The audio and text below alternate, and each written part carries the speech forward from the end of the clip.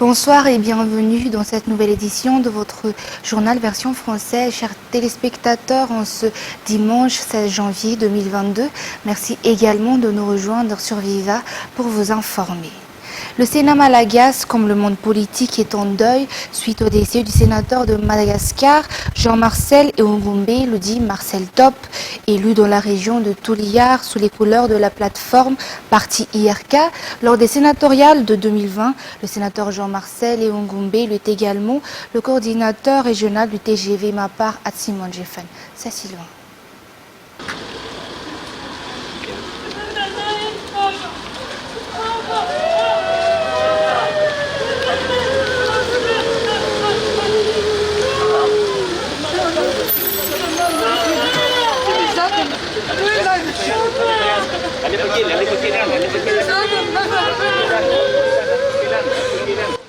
Madagascar a perdu un de ses sénateurs.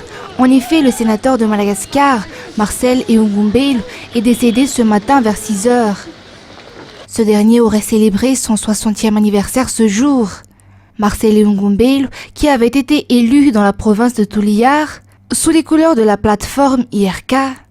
La réconciliation, l'amour et la concession, telles ont été ses valeurs fondamentales, mais également ses valeurs en politique, lui qui avait été coordinateur régional du TGV Toliara, valeurs qu'il a également véhiculées au sein du Sénat.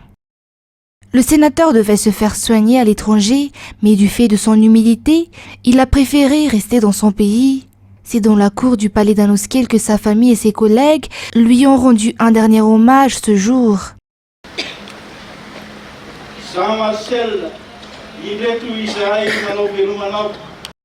Le corps du défunt va être inhumé à Toliara.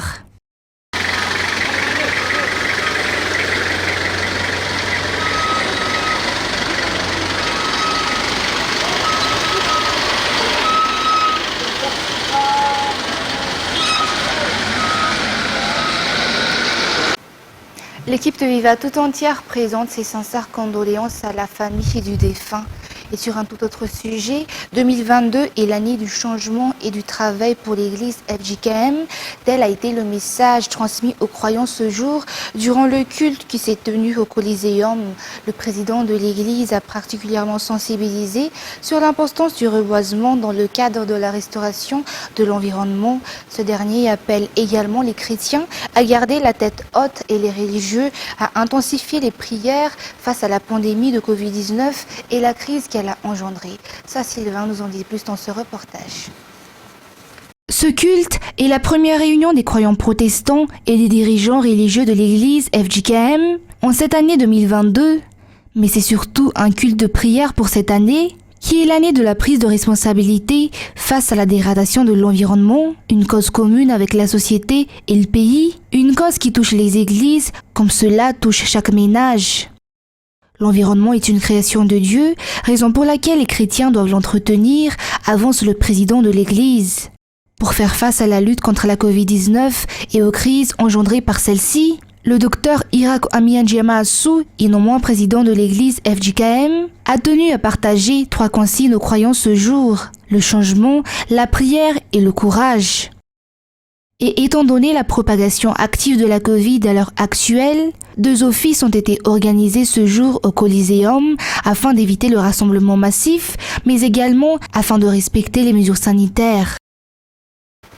Et toujours dans ce cadre, l'État malagasy poursuit les efforts afin de restaurer la couverture forestière de Madagascar, un défi lancé par le président de la République de Madagascar. L'objectif pour cette année 2022 est de reboiser sur une surface de 150 000 hectares et à cet effet, la saison de reboisement va officiellement débuter dans la région Atsinanan, notamment à Mahanour, où 50 000 jeunes plants seront mis à terre le 19 janvier prochain. La saison de reboisement 2022 va officiellement débuter ce 19 janvier 2022 et cette fois dans la région Atsinanan. Durant les 10 dernières années, Madagascar a perdu dans le 90 000 hectares de forêt par an avec un taux de déforestation de 1,4%. La forêt ne couvre plus qu'une superficie de 8 716 519 hectares. Les causes principales de la déforestation relèvent en grande partie de plusieurs facteurs interdépendants au niveau social et au niveau économique. Outre l'extension de la superficie agricole, la pratique des cultures sur brûlis, l'exploitation minière et l'exploitation non durable, une des causes majeures de la déforestation et de la dégradation des forêts est leur surexploitation pour la production non durable en bois, énergie, entraînant la rupture de l'équilibre des écosystèmes naturels et la viabilité de la biodiversité. Le phénomène d'érosion devient de plus en plus inquiétant, ce qui provoque la perte considérable de la fertilité du sol et donc la baisse de sa productivité. Pourtant, la forêt est vitale pour la population malagasy, dont la plupart en est tributaire en matière énergétique. Le reboisement est ainsi une activité incontournable face aux besoins accrus en produits forestiers et à la restauration des fonctions écosystémiques.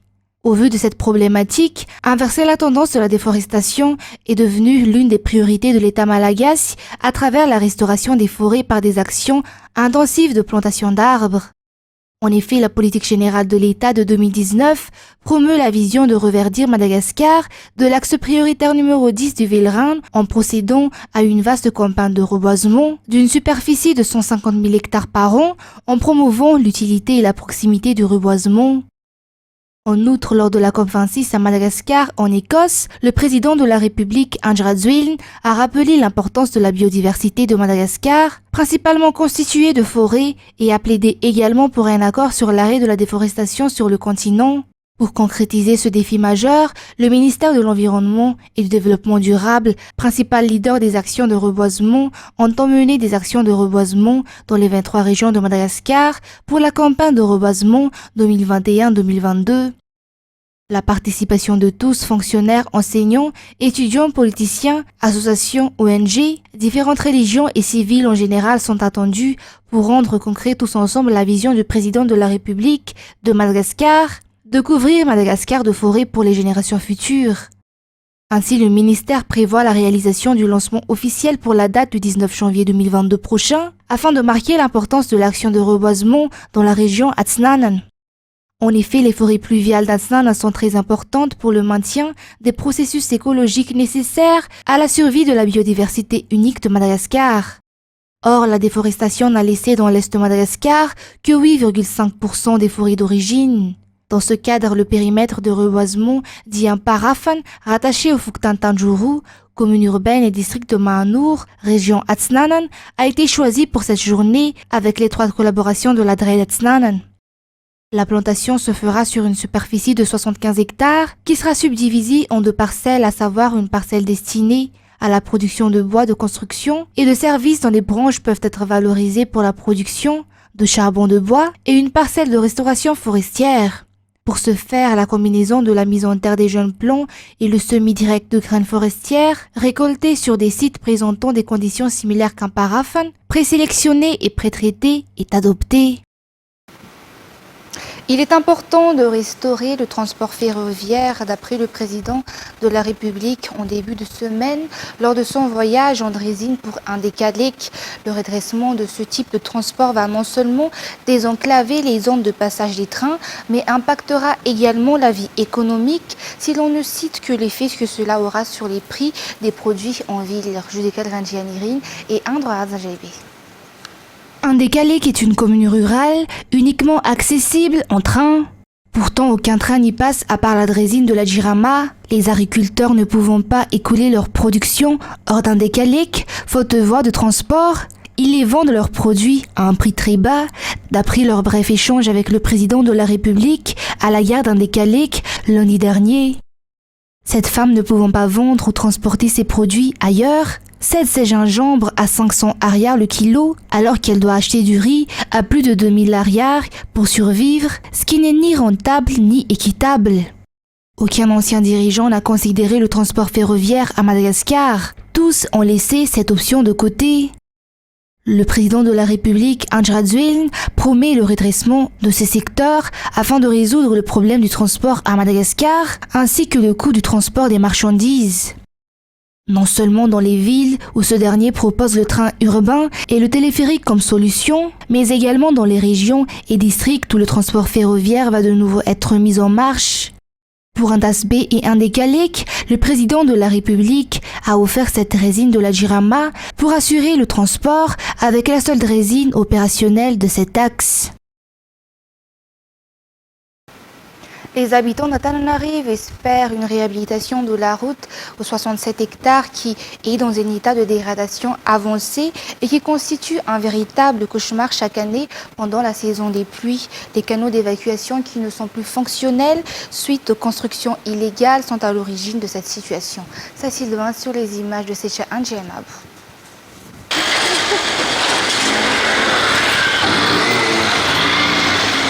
L'état de cette route constitue un véritable cauchemar pour les habitants d'Antananarive, avec des nids de poules qui s'agrandissent quotidiennement, sans parler de l'eau qui stagne. Cette situation est source d'énormes embouteillages qui engendrent des pertes pour les transporteurs opérant sur cet axe. Une réhabilitation a eu lieu durant la saison sèche, mais dès les premières pluies, retour à la case départ, car des constructions illicites empêchent l'évacuation des eaux.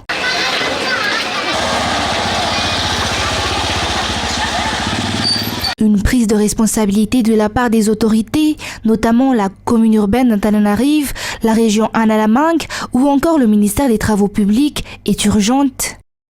La priorité demeure la construction de nouveaux canaux d'évacuation aux 67 hectares. Et malgré le report de la rentrée scolaire pour le deuxième trimestre, l'enseignement au niveau des universités privées a toujours continué, notamment à travers l'enseignement en ligne durant ces 2 dernières semaines, comme durant le confinement. En cas d'éventuel arrêt des cours, ces derniers se tiennent prêts à poursuivre ce nouveau système d'enseignement. Reportage sur les images de Yves Janel. L'enseignement à distance ou encore l'enseignement en ligne a été particulièrement mis en valeur durant ces 2 dernières années, c'est-à-dire depuis l'apparition de la Covid à Madagascar. Les cours se sont poursuivis au sein des universités privées malgré la pandémie. Les étudiants commencent également à s'adapter à ce nouveau mode d'enseignement. En cas d'éventuel arrêt des cours ou confinement, ces dernières adopteraient immédiatement l'enseignement à distance. Par ailleurs, tous les établissements du préscolaire aux universités se préparent à la rentrée de demain. Chacun a mis en place des dispositions sanitaires pour éviter la propagation de la pandémie dans le cadre de la poursuite de l'enseignement en présentiel. Et concernant les actualités internationales de ce jour, l'ancien chef d'État malien, renversé en 2020 par des militaires et mort dimanche à son domicile, a indiqué sa famille. Ibrahim Boubacar Keïta a dirigé le Mali de 2013 à 2020. France 24. Alors, il faut savoir que ce matin, il est décédé ce matin vers 9h 9h temps universel, nous a dit un membre de sa famille. Mais on sait qu'il était malade. Il s'est rendu à plusieurs reprises à Abu Dhabi, dans un hôpital américain, pour des soins. Après le coup d'État dont il était victime en août 2020, il est parti au moins 3 fois. D'abord, il a été hospitalisé ici, dans une clinique privée de Bamako, avant de se rendre à Abu Dhabi. Donc, c'était un homme malade, mais c'est proche quand même de ces gens qui l'ont vu, des personnes qui l'ont vu récemment, disaient exactement ceci: le président est en train de se laisser mourir. Il n'avait plus le goût à la vie parce qu'il se souvient de ce qui lui est arrivé. Il était en train de revivre un peu le passé et il ne supportait pas cela. Il ne lisait plus, disait-on ici dans son entourage. C'était quelqu'un qui lisait beaucoup. Il n'avait plus goût à la vie, explique un de ses proches. Alors du côté officiel, pour le moment, il n'y a pas de réaction. J'ai essayé de joindre tout à l'heure un ministre de la République qui ne répondait pas. En revanche, vous avez spontanément des citoyens qui sont en train de se diriger vers son domicile privé de Bamako. Il vivait dans son domicile privé, une belle maison, une maison cossue. Il y a du monde qui présente des condoléances déjà. Sur les réseaux sociaux, ça a commencé. Condoléances à la famille, ça commence, mais officiellement, il n'y a pas encore de réaction. C'est un homme politique, il était président de la République, il était ancien président de l'Assemblée nationale, ancien Premier ministre. Incontestablement, lorsqu'il a été Premier ministre à un moment sous le règne de l'ancien président Alpha Omar Konaré, il avait la réputation d'être un homme dur, un homme qui fonce, un homme de caractère. Il est évident un homme de caractère. Et puis, quand il est devenu président de la République, on ne l'a pas forcément reconnu. C'est vrai qu'il aime le Mali, ça tout le monde est d'accord, même ses ennemis acceptent qu'il aime le Mali. Il aimait beaucoup son pays, mais son bilan est quand même mitigé parce que ici, les gens pensaient qu'avec lui, le Mali aurait par exemple contrôler à nouveau de tout son territoire national, tout le territoire national. Les chantiers de la lutte contre la corruption auraient avancé, mais son bilan est plutôt mitigé en tant que président de la République. Mais c'est un homme qui est quand même apprécié par son peuple. La menace du tsunami qui a fait fuir les habitants des Tonga sur les hauteurs a pris fin. Ces îles du Pacifique ont désormais besoin de s'approvisionner en eau car le nuage des cendres provoqué par l'éruption volcanique à l'origine du raz-de-marée a engendré une contamination. Reportage. Un nouveau tsunami atteint Nuku'alofa, la capitale des Tonga, le deuxième en quelques heures. Dans tout l'archipel, les habitants sont évacués des côtes depuis vendredi. La faute à plusieurs éruptions d'un volcan sur une île inhabitée à 65 km de la capitale, le Hunga Tonga Hunga Apai. Le bruit a été entendu jusqu'aux Fidji à plus de 800 km de là. Le panache de fumée, lui, visible depuis l'espace, atteint 20 km de haut. Une éruption sous-marine, quand elle est peu profonde, le contact eau-magma est très explosif. On croit que l'eau va éteindre le volcan, c'est l'inverse. L'eau se vaporise et augmente l'explosivité de l'ensemble. Et donc on a des éruptions très violentes. De quoi inquiéter les services d'alerte des Samoa américaines. Nous lançons dès maintenant une alerte tsunami pour les Samoa américaines. Vous êtes priés de vous réfugier sur les hauteurs. Si l'alerte a été levée dans ce territoire, comme dans la collectivité française de Wallis et Futuna, ce samedi, l'État de Hawaï ou encore ici l'archipel des Fidji était touché par une montée des eaux. Dans cet état, les autorités conseillent d'ailleurs de protéger les stocks d'eau douce des pluies et cendres acides. D'autres pays ont également émis des bulletins d'alerte sur leurs côtes. C'est le cas de la Nouvelle-Zélande, des Vanuatu ou du Chili notamment. La Cour fédérale australienne a confirmé l'annulation du visa de Novak Djokovic durant l'espoir de la star de tennis non vaccinée de participer à l'Open d'Australie. Le championnat avait été entendu dans la matinée durant plusieurs heures après avoir fait appel contre son expulsion. Toujours reportage de France 24. C'est une décision unanime des trois magistrats qui avaient à examiner ce recours. La décision vient effectivement d'être rendue à l'instant. Il y a encore un nouvel ajournement d'audience qui a été fait, mais plus sur des points de procédure pour l'instant. En tout cas, pour Novak Djokovic, effectivement, c'est la fin de ce recours. Et a priori, maintenant, la prochaine étape pour le joueur, c'est l'expulsion d'Australie. Il ne participera donc pas à l'Open d'Australie qui commence demain. Oui, tout à fait. Et d'ailleurs, si on se rappelle de l'origine de cette histoire, ça a commencé par un post de Novak Djokovic sur Instagram qui annonçait donc qu'il allait participer au tournoi, qu'il était en route pour Melbourne et qu'il avait obtenu une exemption vaccinale. C'est de là qu'est partie la polémique en Australie où la population n'était pas du tout favorable à la venue du joueur qui n'est pas vacciné, alors qu'ici les gens ont souffert et subi des restrictions extrêmement difficiles depuis le début de la pandémie. Et on pourrait penser qu'ailleurs les gens se seraient retournés contre leur gouvernement, les accusant de dictature sanitaire et autres, mais c'est pas du tout le cas en Australie où la plupart des gens, en fait, certes, ont souffert avec toutes ces restrictions, mais aussi le sentiment partagé vraiment par la majorité de la population que ça a été difficile, mais que cet effort collectif, il a payé. Le bilan sanitaire de l'Australie vis-à-vis de la pandémie est l'un des meilleurs au monde. Et là-dessus, Scott Morrison, le Premier ministre et l'ensemble du gouvernement, n'ont pas hésité à rebondir sur cette vague d'indignation au sein de la population pour se montrer ferme et dire que les règles sont les mêmes pour tout le monde. On ne va pas se le cacher, c'était aussi l'occasion pour Scott Morrison, qui est un peu en difficulté politiquement, de se montrer fort et courageux sur la question des frontières à quelques mois d'élections qui s'annoncent un petit peu compliquées pour le Premier ministre australien. Voilà, et donc effectivement, vous le disiez, ça a déclenché aussi une crise quasi diplomatique avec la Serbie, le président serbe étant à 100% aux côtés de Novak Djokovic. Il avait même accusé le gouvernement de harceler le joueur, de mauvais traitements, etc. etc. Alors, on imagine effectivement que dans les mois et les années à venir, les relations entre Canberra et Belgrade vont pas être au beau fixe. Et tout à fait, effectivement, puisque le joueur est âgé de 34 ans. Alors, Dans le tennis, on peut poursuivre jusqu'à la fin de la trentaine, des fois un petit peu plus, mais c'est quand même assez rare, comme dans quasiment tous les sports de haut niveau. Et donc, effectivement, si au cours des 3 prochaines années, Novak Djokovic ne peut plus revenir en Australie, il n'y aura évidemment pas d'Open. Et peut-être, vu son âge relativement avancé, pour un sportif, bien entendu, c'est peut-être effectivement la fin des aventures australiennes de Novak Djokovic. C'est également avec cette actualité sportive que nous terminons l'édition d'aujourd'hui. Tout de suite après cette édition, vous avez rendez-vous avec le premier film de la soirée de Journal for Jordan. Quant à moi, je vous donne rendez-vous pour demain pour des nouvelles actualités.